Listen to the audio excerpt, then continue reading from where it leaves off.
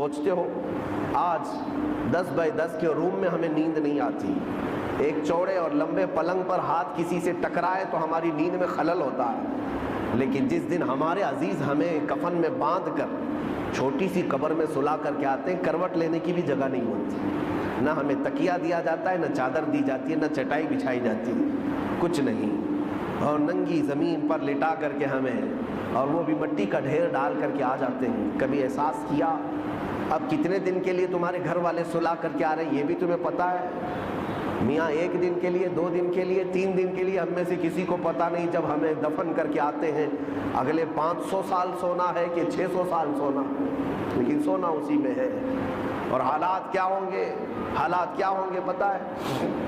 بزرگوں نے فرمایا جب تمہارے اہل خانہ تمہیں دفن کر کے جاتے ہیں تو 3 دن نہیں گزرتے کہ تمہاری ناک سے اور کان سے اندر کی چیزیں باہر آنا شروع ہوتی ہیں، ہمارے پیٹ کا گودا باہر آنا شروع ہو جاتا ہے، اور 8 دن نہیں گزرتے کہ پیٹ پھٹ جاتا ہے، انتڑیاں باہر نکل آتی ہیں، تعفن ہو جاتا ہے قبر کے اندر، اور اچانک مٹی سے کیڑے پیدا کر دیے جاتے ہیں جو جسم کے ان اعضاء کو کھانے لگ جاتے ہیں۔ 40 دن گزرنے کے وقت اس کے جسم کا گوشت تک کھینچ لیا جاتا ہے۔ میرے عزیزو یہ ہماری حقیقت ہے، یہ ہماری حقیقت ہے۔ میں کبھی کہتا ہوں نوجوانوں سے جو جیم میں جا کر اپنی باڈی بنانے میں گھنٹوں صرف کرتے ہیں، اپنی باڈی بنانے میں، اپنا چہرہ بنانے میں، تمہیں پتہ ہے مولا کائنات علی مرتضیٰ رضی اللہ تعالیٰ عنہ ایک دن قبرستان گئے اور قبر والوں کو سلام کیا، السلام علیکم یا اہل القبور، اور پھر پوچھا اے قبر والے تمہارا کیا حال ہے؟ آپ کے ساتھ ایک تابعی حضرت سعید ابن مسیب تھے، وہ کہتے ہیں میں حضرت علی سے پوچھ رہا تھا کیا یہ قبروں والے آپ کو جواب دے رہے ہیں؟ حضرت علی کہتے ہیں ہاں وہ قبر والے جواب دے رہے ہیں، میں سن بھی رہا ہوں، یہ سب کے بس کی بات تو ہے نہیں۔ اس کے تھوڑی دیر کے بعد حضرت علی رونے لگ گئے، آنکھیں بھیگ گئیں۔ ان کے ساتھ موجود تابعی نے پوچھا کہ کیا جواب دیا قبروں والوں نے؟ مولا کائنات حیدر کرار شیر خدا رضی اللہ تعالیٰ عنہ فرماتے ہیں میں نے ان سے پوچھا تو قبروں والے کہتے ہیں اے علی ہمارا کیا حال پوچھتے ہو؟ جس چہرے کو ہم گھنٹوں سجایا کرتے تھے اس چہرے پر اللہ نے بچھو چھوڑ دیے، اور وہ ہمیں ڈنک پہ ڈنک مارتے ہیں۔ جن بالوں کو ہم بار بار سجایا کرتے تھے ان میں خون اور پیپ بھر دیا گیا ہے، ہمارے جسم کے اوپر سے چمڑیاں ادھیڑ دی گئی ہیں اور گوشت کی سڑن پیدا کر دی گئی ہے۔ اور وہ قبروں والوں کے حالات حضرت علی سنتے سنتے رونے لگ گئے۔ وقت کے صحابی داماد رسول قبر کے ذکر سے رو پڑتے تھے۔ میرے عزیزو آج ہماری کیا حالت ہے؟ ہماری آنکھیں تک نہیں بھیگتی، ہمارا دل تک موم نہیں ہوتا، خواہشات نے ہمیں اتنا مصروف کر دیا ہے کہ اپنا آخری سفر بھی بھول بیٹھے، جبکہ تمہیں پتہ ہے تم ہماری تقریر سنو یا نہ سنو، کسی کا بیان سنو یا نہ سنو، تمہیں تو موت آنی ہے، تمہیں لے جایا جائے گا، اس بات کو مانو یا نہ مانو۔ تمہارے نہ ماننے سے، تمہارے انکار کرنے سے تمہاری موت کے آنے میں کوئی فرق نہیں پڑے گا، موت تو آنا ہے۔ تم 1000 اختلاف کرو مجھ سے، 1000 مجھے گالیاں دے لو، لیکن موت تو آنی ہے میرے عزیز، موت تو آنی ہے۔ ہم نے بھاری بھرکم جسم بھی اٹھائے ہیں، بڑے پیسے والوں کو بھی اٹھایا ہے، لیکن دیکھ کر کے اس بات کا احساس ہوتا ہے کہ پورے کفن میں ایک جیب بھی نہیں رکھی جاتی، اور نہ ہی ہم اپنے عزیز مردے کو دفن کرتے ہیں تو 5 روپے 10 روپے 100 روپے 1000 روپے کی نوٹ تک نہیں رکھتے، اور رکھنا بھی نہیں چاہیے۔ لیکن مومنوں کا یہ عقیدہ ہے کہ ہم ایک سکہ بھی قبر میں اپنے باپ کو نہیں دیتے، کیوں؟ سب کو پتہ ہے کہ یہاں یہ سکہ نہیں چلنے والا، یہ دوسری دنیا ہے، یہاں انصاف دوسرا ہوگا، یہاں ملائکہ آئیں گے اور وہ نہ رشوت لینے والے ہیں اور نہ سفارش تمہاری لینے والے ہیں، یفعلون ما یؤمرون، وہ اتنا ہی کریں گے جتنا ان کو حکم دیا جائے گا۔ ہے میرے عزیزو وقت بہت کم رہ گیا ہے، وقت بہت کم رہ گیا ہے، اور اب تک ہمارے پاس ایسی کوئی چیز نہیں جس کو لے کر کے ہم قبر میں جائیں۔ مجھے ایک واقعہ بار بار جھنجھوڑتا ہے۔ ممبئی کی سرزمین پر ہمارے ایک حاجی صاحب، بڑے پیسے والے، پرہیزگار آدمی بھی ہیں، لیکن اپنے بیٹے کو انہوں نے بچپن سے، اکلوتا بیٹا تھا، کانوینٹ میں پڑھایا، انگلش میں پڑھایا، اور بہت ٹاپ کی کالج یونیورسٹی میں پڑھا، یہاں تک کہ اسے لندن بھی پڑھنے کے لیے بھیجا تھا۔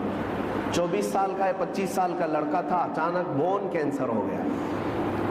بون کینسر ایسا ہوا کہ پتہ ہی نہیں چلا، 6 مہینے کے بعد پتہ چلا کہ یہ 3rd اسٹیج پر ہے، کچھ کر ہی نہیں سکتے تھے۔ پہلے تو لندن میں علاج ہوا، اس کے بعد پھر وہاں سے مایوس ممبئی لوٹ آئے۔ جب گھر آئے تو 25 سال کا جوان بستر پر ہے، گل گیا ہے، اور باپ کی حالت دیکھنے کے قابل، روتا تھا، نمازوں میں آ کر دعا کی چٹھی ہر بار۔ پھر وقت ایسا آیا، مجھے وہ بات یاد آتی، کافی سال ہو گئے، اس نوجوان لڑکے نے اپنے باپ کو ایک دن بلایا، کہا ابا جان میری اسکول کی سرٹیفکیٹ، شیلڈ، مارک شیٹ یا جو مجھے انعامات ملے تھے وہ کہاں ہیں؟ کہا باپ نے بیٹا سب سنبھال رکھا ہوں، الماری میں سب ہے، سب ہے۔ کہا میں دیکھنا چاہتا ہوں۔ اس کی 7ویں کی، 10ویں کی، 12ویں کی، اور جو اس نے مسابقے، جو کمپٹیشن میں شیلڈ لیے تھے وہ سب رکھی ہوئی تھی۔ باپ لا کر کے دیتا ہے، یہ تیری 10ویں کی ہے، یہ 12ویں کی ہے، یہ کالج کی ہے، یہ تو لندن میں جو پڑھا اس کی ہے، فلاں کورس کی ہے۔ وہ بستر پر لیٹے لیٹے نوجوان دیکھتا رہا، حسرت سے اپنے باپ کو پوچھتا ہے وہ ساری سرٹیفکیٹ دکھا کر، ابا جان مجھے بتاؤ ان ساری سرٹیفکیٹ میں کون سی ایسی سرٹیفکیٹ ہے جو میں منکر نکیر کو بتا دوں تو مجھے چھوڑ دیں؟ میں قبر میں جانے والا ہوں، میری زندگی بہت مختصر سی رہ گئی، بون کینسر، اب میں بچنے والا نہیں ہوں، لیکن بابا جان مجھے بتاؤ اس سرٹیفکیٹ میں کون سی بتاؤں منکر نکیر کو کہ وہ چھوڑ دیں گے مجھے؟ باپ کہتا ہے میرے پیروں تلے زمین کھسک گئی، میں نے آج تک یہ سوچا بھی نہیں تھا، میں نے اپنے بچے کو قرآن اور حدیث کی تعلیم تو نہیں دی تھی، مختصر قرآن تو پڑھایا تھا، لیکن کوئی سورہ بھی اسے یاد نہیں تھی، اس لیے کہ اسکول کالج ٹیوشن اور لندن اسی میں رہ گیا پیسے خرچہ کرتے کرتے، اور آج دنیا سے میرا بیٹا 24 سال کی عمر میں جا رہا ہے، اسے کوئی سورہ یاد نہیں ہے۔ اور اس لڑکے نے وہ میسج دیا تھا، بابا جان یہ میسج پہنچا دینا مولانا صاحب کو کہ اللہ نے اگر کسی کو بیٹا دیا ہے تو صرف دنیا میں ایسا اسے گھوڑا نہ بنائے، ایسا گھوڑا نہ بنائے ریسنگ کا گھوڑا کہ صرف دوڑتا رہ گیا، اسے خبر ہی نہیں ہے اس کی آخرت کا کیا ہونا ہے۔ کم سے کم ہر باپ اتنا تو اپنے بیٹے کو دے دے کہ وہ قبر میں میرے مصطفیٰ کو منہ دکھانے کے قابل ہو جائے۔ نبی پاک صلی اللہ تعالیٰ علیہ وسلم قبر میں تشریف لائیں اور پوچھیں کہ میرے لیے کیا لایا ہے، تو تمہارا چہرہ کھل تو جائے کہ یا رسول اللہ میں آپ کا ہوں، آپ کے لیے دنیا چھوڑ آیا ہوں۔ لیکن ہماری اتنی حیثیت نہیں کہ جا کر کے کہہ دیں۔ آج تو حالات ایسے ہیں کہ کل میں پوچھتا ہوں، قیامت کے دن ہم سے سوال ہوگا، آپ سے سوال ہوگا۔ اے نوجوانوں، اللہ تبارک و تعالیٰ اگر جوانی کے بارے میں تم سے یہ سوال کرے کہ تیری 25 سالہ زندگی تھی، جب تو 20 سے 25 سال کا تھا، 25 سے 30 سال کا تھا، تیرے پاس طاقت تھی، قوت تھی، تو جوان تھا، اس وقت تو کیا کر رہا تھا؟ رب تبارک و تعالیٰ کے ہاں ہر دن کا سوال ہونے والا ہے، اتنی بات یاد رکھو۔ حدیث میں ہے، میرے آقا صلی اللہ علیہ وسلم فرماتے ہیں اس وقت تک میدان محشر سے کوئی ہٹ نہیں سکتا جب تک اپنی جوانی کا حساب پورا نہیں دے گا، دینا ہوگا۔ تم سے اگر یہ پوچھا جائے، رب تعالیٰ اگر یہ پوچھ لے، جب میرے نبی کی شان میں گندی گالیاں دی جا رہی تھی، اے جوان تو کیا کر رہا تھا؟ کیا تم یہی جواب دو گے کہ رات بھر میں گیم کھیل رہا تھا؟ اے اللہ، تیرے نبی کو جب گالیاں دی جا رہی تھی، توہین کی جا رہی تھی، تو میں تو کرکٹ کھیل رہا تھا، فٹ بال کھیل رہا تھا، جیم پہ جا رہا تھا، دعوتیں اڑا رہا تھا، برتھ ڈے منا رہا تھا، یہی جواب دو گے؟ ہمارے پاس ہے کیا چیز ہے؟ میرے عزیزوں، میرے نبی کی امت ہو آپ، ہونا تو یہ چاہیے کہ حضور کی شان میں توہین سن کر کے ہر کھانا پھیکا لگنے لگ جائے، نیند اور چین اور سکون غارت ہو جائے کہ جب ہمارے مصطفیٰ کریم کی عزت سلامت نہیں ہے تو پھر میری عزت کی کیا بات کی جائے۔ بہرحال آج احساس میں دلانے آپ کے سامنے کھڑا ہوں، اب فیصلہ آپ کے ہاتھ میں ہے۔ ایک چیز میں بتا کر کے رخصت ہو جاتا ہوں، جنازہ اٹھے گا اپنا، ہمارے گھر سے نکلے گا، کس میدان سے نکلے گا پتہ نہیں ہمیں، لیکن اتنی بات معلوم ہے کہ قبرستان جانے سے پہلے جنازہ یہ سب کے ساتھ ہوگا، سب کے ساتھ ہوگا۔ ابھی قبرستان پہنچا نہیں ہوتا کہ پوری قبر کے مردے کھڑے ہو جاتے ہیں۔ اگر کوئی غلط آدمی کا جنازہ آ رہا ہے، گنہگار کا آ رہا ہے، تو وہ کھڑے ہو جاتے ہیں اور کہتے ہیں اے رب ذوالجلال اسے ہمارا پڑوسی نہ بنا، اسے اس قبرستان میں داخل ہونے نہ دے، اس لیے کہ آج وہ آئے گا، دفن ہوگا، اس پر تیرا عذاب ہوگا جس کی وجہ سے ہم سب کا چین اڑ جائے گا۔ مردے کھڑے ہو کر کے پناہ مانگتے ہیں اللہ کی بارگاہ میں کہ ایسا منحوس شخص اس قبرستان میں نہ آنے پائے۔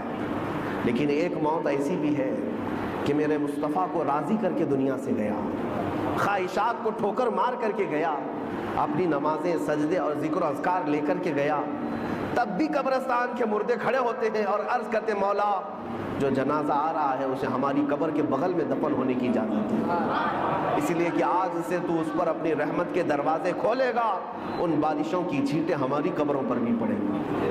فیصلہ تمہارے ہاتھ میں ہے، کس جنازے میں لیٹ کر جانا چاہتے ہو، فیصلہ تمہارے ہاتھ میں ہے کہ لوگ تمہارا استقبال کریں یا تم سے پناہ مانگیں۔ اور اتنی بات نہیں، اس مسجد میں آج نماز پڑھنے آئے ہو، سجدہ کر کے جاؤ گے، پتہ ہے آپ کو یہ بھی روایت میں ملتا ہے کہ جس دن تمہارا انتقال ہوگا مسجد کا وہ ٹکڑا تمہاری جدائی میں رونے لگ جائے گا، جہاں تم سجدہ کرتے تھے اللہ کی بارگاہ میں روتا ہے کہ مولا کیا وہ بندہ چلا گیا جس کے سجدوں سے مجھے سکون تھا، آسمان کا وہ دروازہ جس سے تمہارا رزق اترتا تھا، وہ دروازہ تمہاری جدائی کے غم میں روتا ہے کہ مولا وہ بندہ چلا گیا جو تیرا ذکر کرتا تھا۔ لیکن ایک بات یہ بھی یاد رکھو، جنہوں نے گناہوں سے اس زمین کو لال کر دیا ہے، اپنی نافرمانی سے دھبے بٹھا دیے ہیں زمین پر، کبھی نشہ کے ذریعے سے، کبھی زنا کے ذریعے سے، کبھی چوری کے ذریعے سے، اپنی خواہشات سے اس زمین کو رنگیلا کر دیا، جس دن اس کی موت ہونے والی ہے زمین کے وہ سارے حصے اللہ کی بارگاہ میں کہتے مولا تیرا شکر ہے اس بوجھ کو تو نے ہم سے دور کر دیا، اس بوجھ کو تو نے ہم سے ہٹا لیا، تیرا شکر ہے۔